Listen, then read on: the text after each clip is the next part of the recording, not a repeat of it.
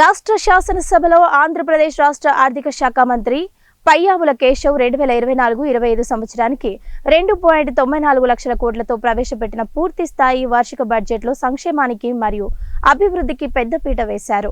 వ్యవసాయ రంగానికి 43,402 కోట్లతో ప్రత్యేక బడ్జెట్తో పాటు మిగతా రంగాలకు కూడా బడ్జెట్లో సముచిత స్థానం కల్పించారు. సంకీర్ణ ప్రభుత్వానికి ప్రజలు ఇచ్చిన అపూర్వమైన తీర్పుకు అనుగుణంగా ముఖ్యంగా ప్రజలందరికీ ఆరోగ్యం, విద్య, జ్ఞానం, నైపుణ్యం మరియు సంపద కలుగ చేయడమే లక్ష్యంగా బడ్జెట్ రూపొందించడం ప్రశంసనీయం అన్నారు.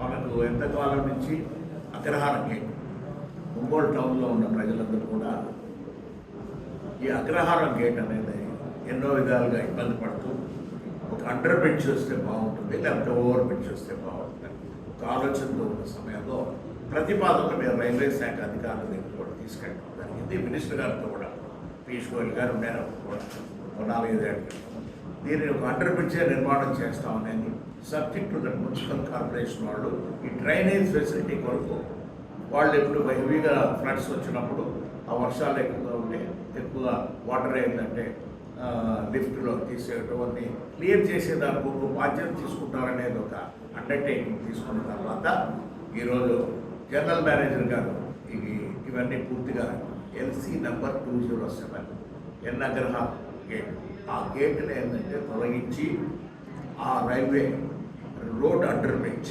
అనేది ప్రారంభం చేసేదాంతో ముందే ఎస్టిమేట్స్ వేసి కాంట్రాక్ట్ కూడా ఫైనలైజ్ అయింది.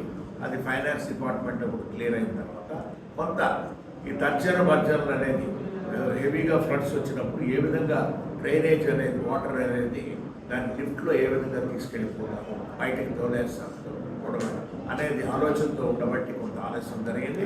ఇప్పుడు భగవంతుడి దయవల్ల పూర్తిగా అయిపోయినాయి. ఇంకా త్వరితగతిన దీనిని మనం శంకుస్థాపన చేసుకొని గౌరవ శాసనసభ్యులు